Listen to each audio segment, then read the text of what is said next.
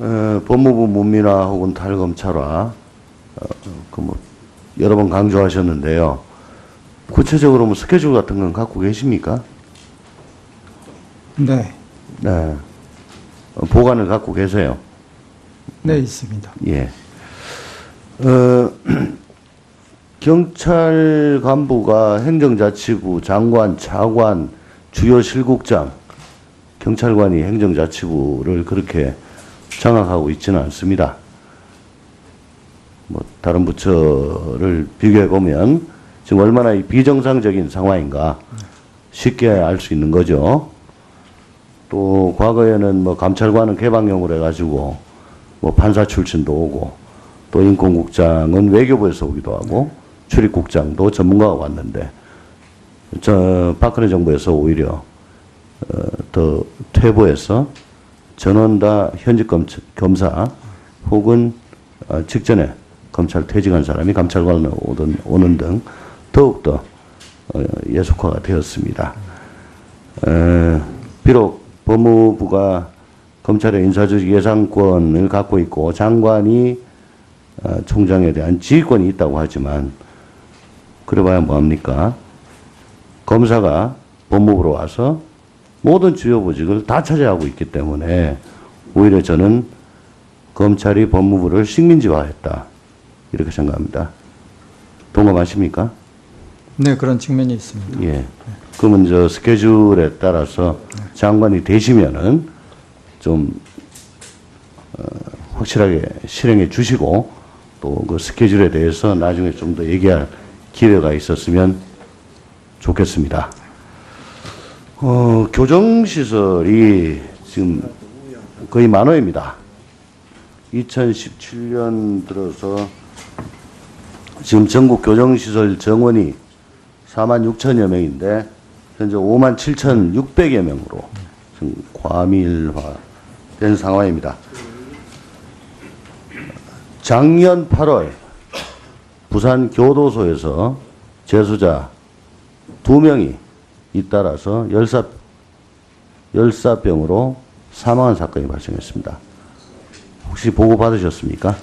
못 받았습니다. 한번 받아보십시오.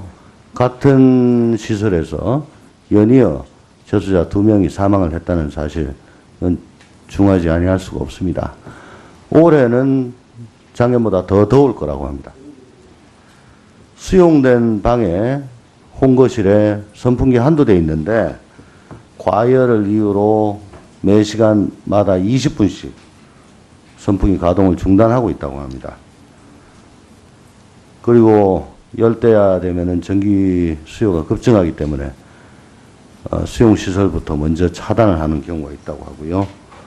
또 물이 나오긴 하는데 독거실 말고 홍거실은 턱없이 부족하다고 합니다.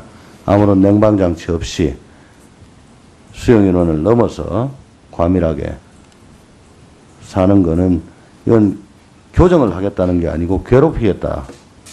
이래가지고 무슨 교정의 효과를 거두겠느냐. 더군다나 사람이 거기서 죽기까지 하는 그런 상황이다. 인권을 옹호해야 될 법무부에서는 있을 수 없는 일이라고 생각합니다. 장관이 되시면은 한번 현황을 파악해 보시고 적어도 사람이 더위에 탈진해서 죽는 일은 없도록 그렇게 조치를 좀 취해 주시기 바랍니다. 지금 즉시 점검해 보겠습니다. 마지막으로 출국금지 조치 관련입니다. 출국금지 조치는 헌법상 거주 이전의 자유를, 통행의 자유를 심각하게 규제하는 거지요. 동의하십니까? 네. 그렇기 때문에 법에 따라서 필요 최소한의 한도 내에서 돼야 되는 거죠. 그 속성상. 근데 지금 출입국 관리법상 법무부 장관은 범죄 수사를 위하여 출국이 부적당하다고 인정되는 자 등에 대해서는 출국을 금지할 수 있다. 규정이 좀 애매모호합니다. 이연령, 비연령이 될 수가 있고요. 또 쉽게 걸어놓고 잘 풀어주지 않습니다. 이 실태도 한번 파악해 보시고요. 네. 특히 공적인 인물, 유명한 사람들 제일 처음에 언론에 보도되는 게 그 사람 그러면 아, 이 사람 뭔 문제 있구나 라고 다들 인식하게 됩니다. 근데 인권보호를 위한 수사공보 준칙에는 출국 금지 사실이 이미 알려져서 언론에서 확인을 요청한 경우에만 확인을 해줘도 그렇게 되어 있습니다. 만약에 취임하게 되시면 이 부분도 한번 또 챙겨보시기를 부탁드립니다. 네, 잘 알겠습니다. 네. 예, 수고하셨습니다.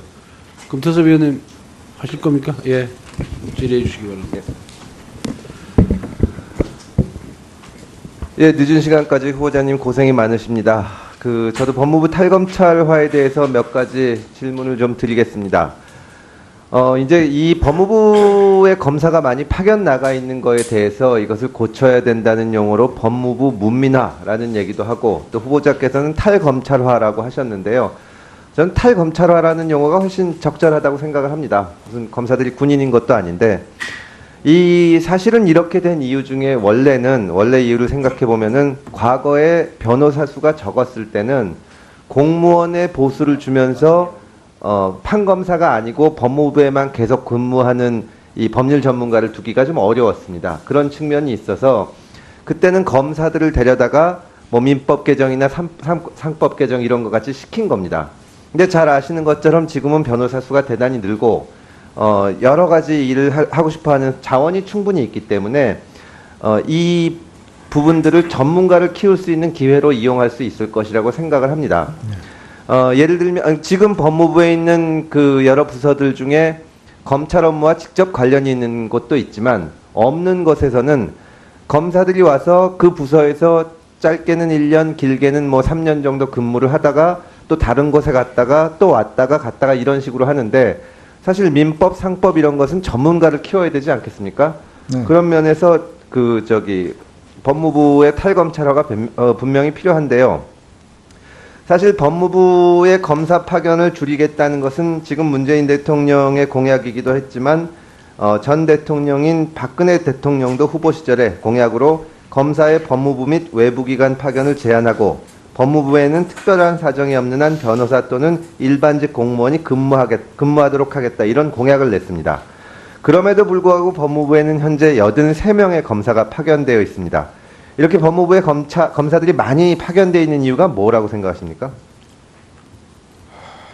뭐 한마디로 말씀드리면은 법무부가 검찰에 의해서 장악되어 있다 이렇게 볼 수 있고요. 또 법무부의 그 역할, 권한 이런 것들이 검사들에서 독점적으로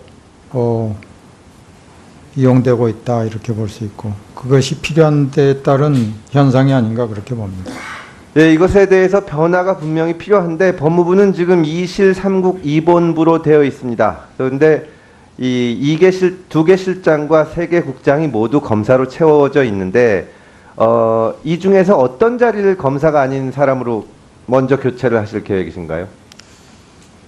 지금 법무부 직제 대통령령 고치지 않고도 가능한 곳이 있습니다. 예. 인권국 같은 데가 그렇습니다. 인권국이 그렇죠. 네. 그리고 출입국 외국인 정책본부도 그런 걸로 알고 있고요. 예.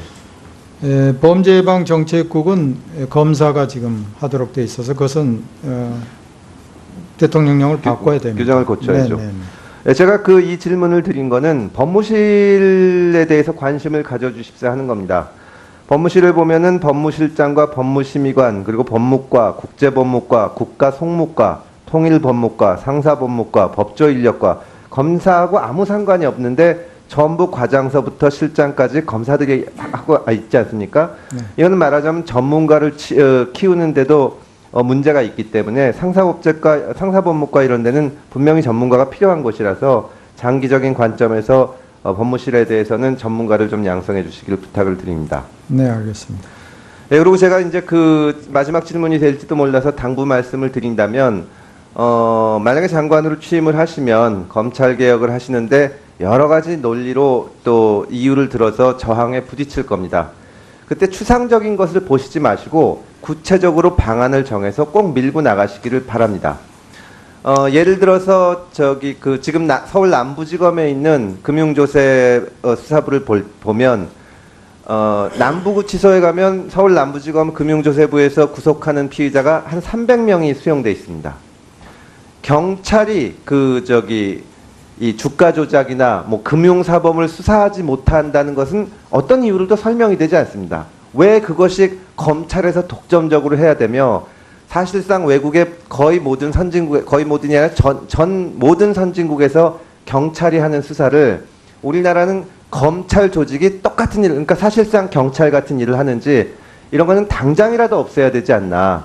저는 그런 생각이 드는데 구체적인 이 추진 목표를 하나씩 정해서 빠른 시간 내에 검찰 개혁을 이루시기를 장관으로 취임을 하시게 된다면 임명을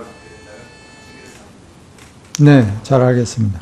선풍기 가동을 중단하고 있다고 합니다.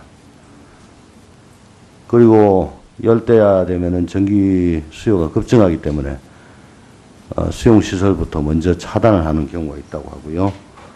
또 물이 나오긴 하는데 독거실 말고 홍거실은 턱없이 부족하다고 합니다. 아무런 냉방 장치 없이 수용 인원을 넘어서 과밀하게 사는 거는 이건 교정을 하겠다는 게 아니고 괴롭히겠다. 이래가지고 무슨 교정의 효과를 거두겠느냐. 더군다나 사람이 거기서 죽기까지 하는 그런 상황이다. 인권을 옹호해야. 법무부 문민화 혹은 탈검찰화 여러 번 강조하셨는데요. 구체적으로 뭐 스케줄 같은 건 갖고 계십니까? 네, 네. 보관을 갖고 계세요. 네, 있습니다. 예. 경찰 간부가 행정자치부 장관, 차관, 주요 실국장, 경찰관이 행정자치부를 그렇게 장악하고 있지는 않습니다. 뭐 다른 부처를 비교해 보면 지금 얼마나 이 비정상적인 상황인가 쉽게 알 수 있는 거죠. 또 과거에는 뭐 된 상황입니다. 작년 8월 부산 교도소에서 재수자 2명이 잇따라서 열사병으로 사망한 사건이 발생했습니다. 혹시 보고 받으셨습니까? 못 받았습니다. 한번 받아보십시오. 같은 시설에서 연이어 재수자 2명이 사망을 했다는 사실은 중하지 아니할 수가 없습니다. 올해는 작년보다 더 더울 거라고 합니다.